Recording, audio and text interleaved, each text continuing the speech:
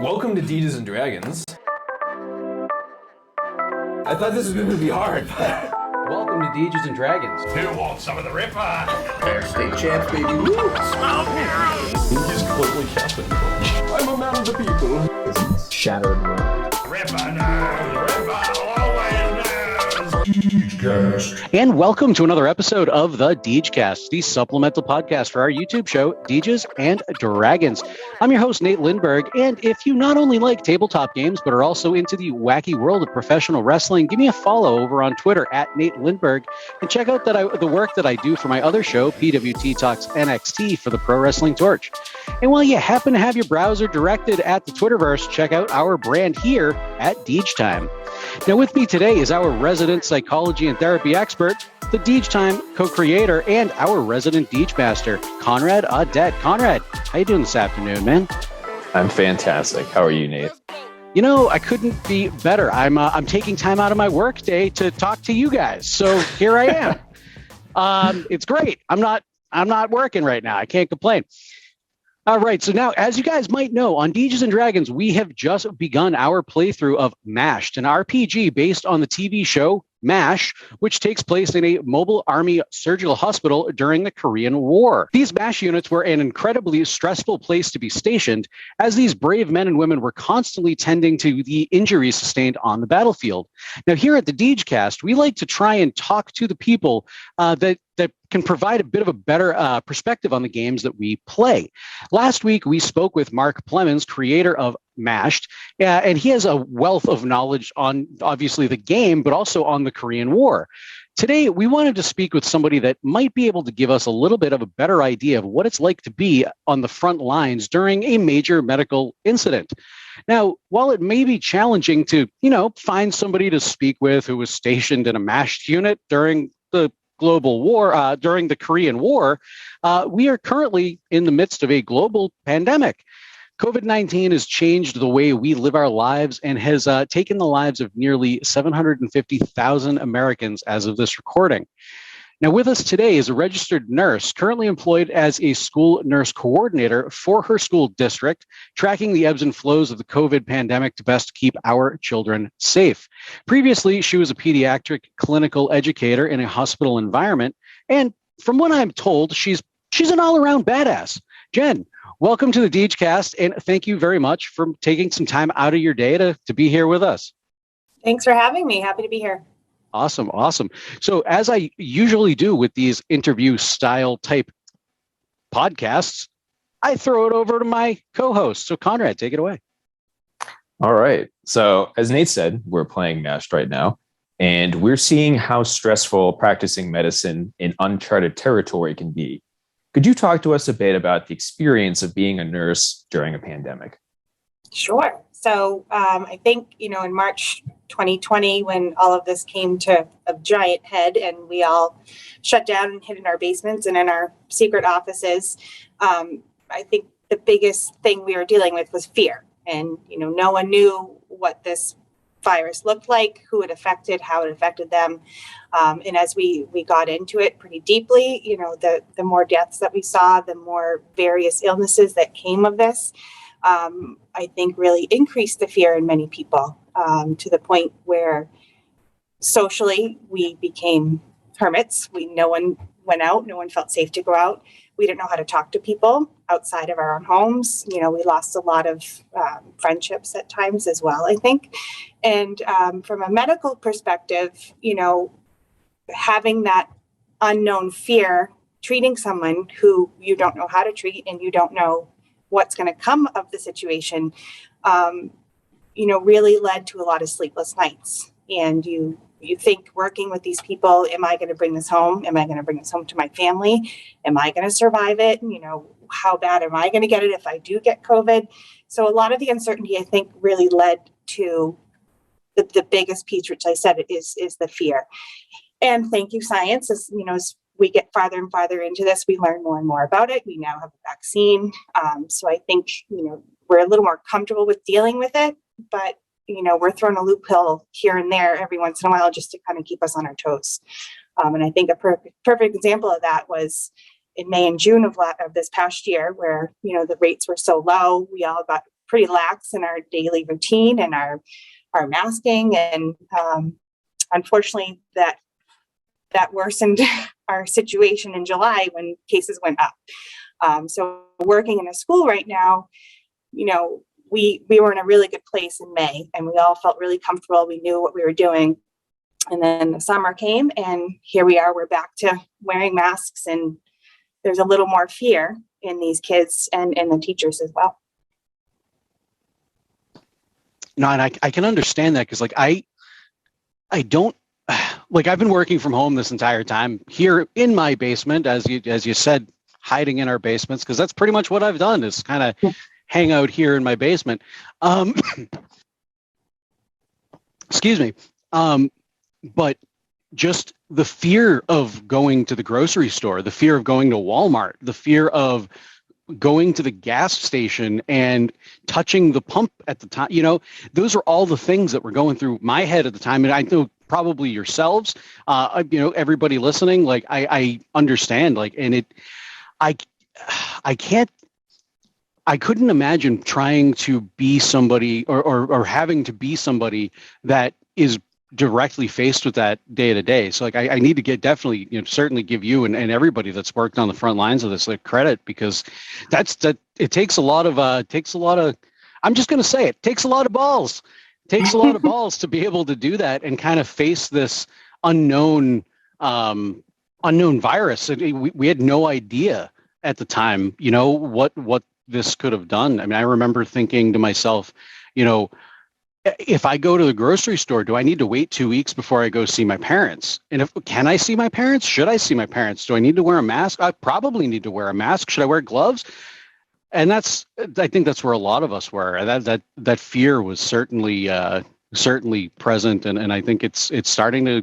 I think it's, for a lot of us, starting to creep back as well. So I agree. I agree with you there.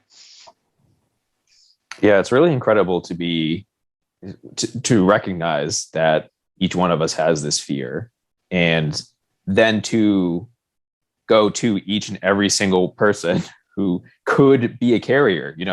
We think about how isolated we are, but then, the amount of people that you would have to see over the course of the past year and a half, just day to day. That in itself is man, that's unreal. There was something that you had said kind of at the beginning of that about treating people with very limited data. I guess, could you expand a little bit on that? How do you treat somebody when you're just unsure what you're dealing with? Sure. So, we definitely took it day by day, and it was every day we'd come in and look at an email and see what the newest data showed. So the beginning, it's this really bad respiratory virus. We don't know how it's transmitted and where it lives. So assume everyone around you has some kind of virus, likely COVID. So, everyone got put in an isolation room. I remember that, the first week that we had to deal with someone, we were isolated in a room with that patient for over 2 hours, waiting for the CDC to call us back to give us direction on what to do next. So we had no data knowing if that patient was positive or not. We just knew that someone came in with symptoms A through C. We knew that was indicative of COVID. And again, there was no direction. So we were completely stuck in a hole of a room for 2 hours, waiting for this call back to them, for them to say, oh, you don't have to quarantine and isolate from anyone else. You guys are good to go. So things like that. And then, as the weeks went on, more and more data came out. So we could say, you only have to be 6 feet or more to feel like you're not going to catch those respiratory droplets. But if you're near someone, regardless of how they look, you're in all of this PPE or in this N95, you're masking and shielding and gowning and double gloving and all that stuff. And then, here we are at the end of 2021, and we know that COVID's not transmitted on surfaces as highly as originally thought. So we're not, bombing every room with Clorox and bleach every time a patient comes in and out. We're a little more kind of calm about things like that. And we know that, possibly transmission is less than 3 feet and not less than 6 feet. And now we have this vaccine at our ready that is significantly reducing the cases. So it's a lot of communication, a lot of protocols, and honestly, they change day by day. So it's keeping on top of the data and really educating people and educating patients on what to do next if they were to face this. So, and this kind of ties into one of the things that I wanted to ask is, during the prior administration's run in the White House, not only were they downplaying the COVID virus and the pandemic and precautions and things like that, but they were actively. Well, I don't want to necessarily get into all of that, but they're. How do you, in an environment where you're based in reality, you're based in facts and science, right? And you know that you have somebody that you need to treat, but you don't know, you literally have no guidelines. You don't know what to do to try and improve their condition. Like, what do you do at that point? Is it like a wait and see because you don't know what to do? You don't know what's going to make them better or worse?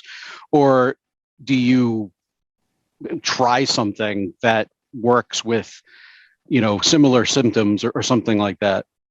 Yeah, it's a good question. So, we really had to take the politics out of it and really just treat one person at a time, one patient at a time. And unfortunately, we all learned by experience. So we know that treating, this patient with this regimen likely killed them, or this patient had a really good success with these 3 medications and, different positions laying in bed and different ventilation settings, that it's trial and error. And we really relied on our medical director to keep up on the data and recommendations. Cool. No, and I guess that makes sense, is kind of just, take everything case by case and person by person. Yeah. So that makes me think of something too, that previously I was a crisis clinician, and I required for a lot of what I could do a psychiatrist sign off. And sometimes that would, like you had mentioned, waiting hours for a callback from the CDC. But in this case, just somebody who's in a supervisory position. And sometimes that just didn't mesh with what was going on with the client or patient because they're having an emergency. So I guess just if you could talk a little bit about, when you're facing emergency situations like this, you don't have all of these protocols yet. Obviously, we have them now. It's said that data is changing day to day, but then you also have supervisors that you're depending on, tell us what to do next. Just if you could talk a little bit about that. Sure. Yeah. So, back in March, there was no right answer to anything we were doing. So we had to swallow our fears and look at the person in front of us and kind of make collaborative decisions on what the next step would be. So again, utilizing our medical director and our fellow nurses who are extremely seasoned, we took it symptom by symptom. What can help this person feel better in this respect? Or what can we do now while we're waiting for these advisory issues to come up and, for people to call back? It's how can we make the situation less stressful for us, for the patient, and to keep them safe? That was a challenge. And I think a lot of collaboration and discussion amongst our peers kind of led us to make that next step while waiting for the final step. Does that make sense?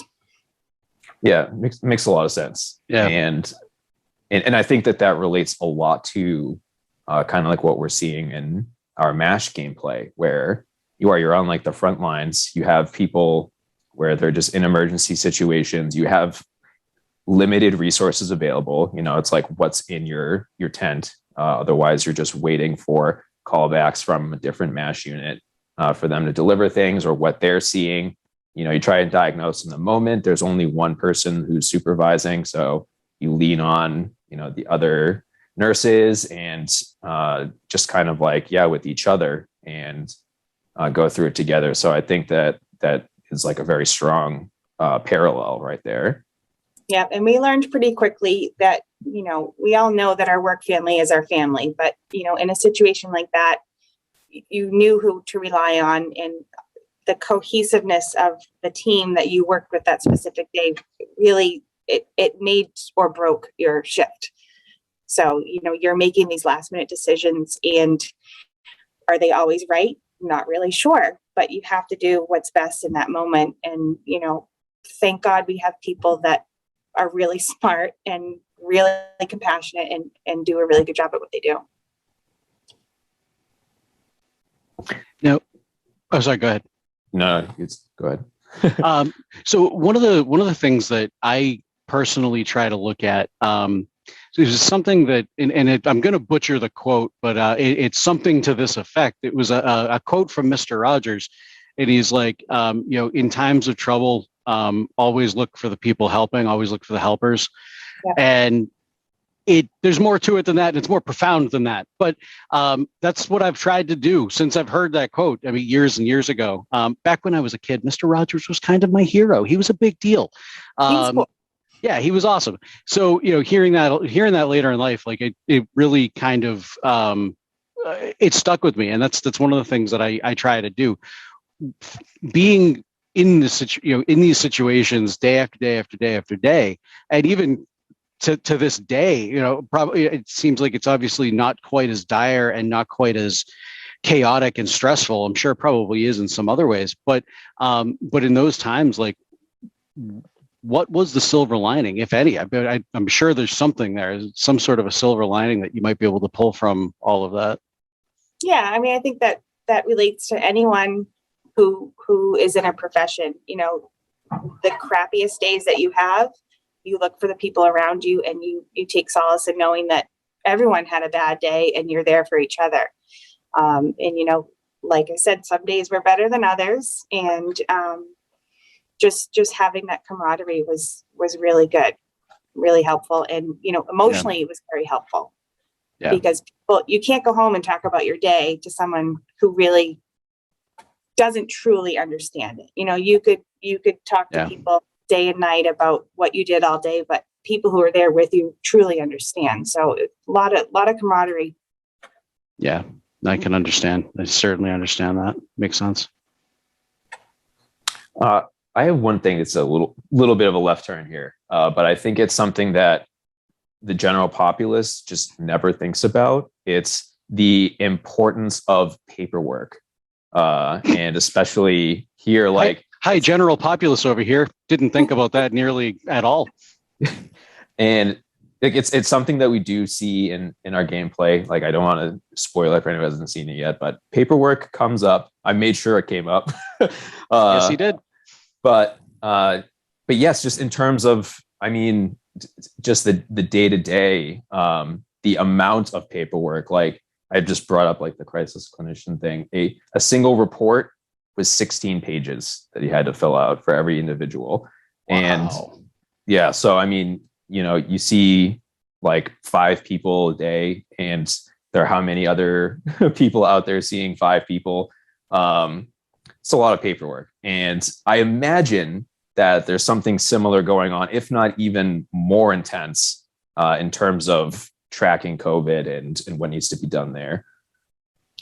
Yeah. So, I mean, that's a couple of questions involved in one, but I will tell you, in a hospital setting, you're never done documenting. And, like they say in a court of law, your documentations is only as good as you make it, right? So that, generally speaking, is the most time consuming thing. And that it's heartbreaking because you can't spend that time with that patient when you need to, because you're too busy. However, computers have helped us so much. So, there's programs out there for documenting, and it's a click-happy computer system where you're clicking yes and no, and then you're writing your narrative at the end. So technology has helped us a lot in that respect. In other places, such as a school environment, of course, the funding's not there like it would be in a hospital. So the documentation is a little bit more confusing. So at this point, we have 3 or 4 programs we're using to track these cases and to track the collaboration between the Board of Health and the CDC and the DPH and all those things. So and then we got to log the tests, and then the tests have to go somewhere else. So keeping track of that is a very long checklist. And then making sure everyone else on the team is doing the same thing is another challenge. So mornings are spent catching up on emails and finishing paperwork from the day before, and the afternoons are spent checking more emails and doing more documenting. So it's a lack of understanding on a lot of people's parts, but again, it's everywhere, right? Mm-hmm.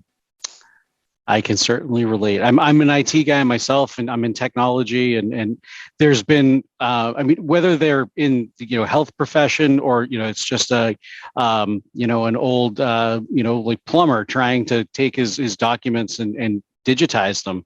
I've dealt with a lot of that, just that workflow and things like that, kind of helping to kind of bring those things into the future. And like, I couldn't imagine, like in our gameplay, being in a situation like the Korean War, in a tent with just a handful of things around you, and have to perform like that. It's insane. Even today, or not just perform like that, but then be able to keep track of all of that documentation. If you even had that documentation, I don't even know what they were doing back then for documentation, but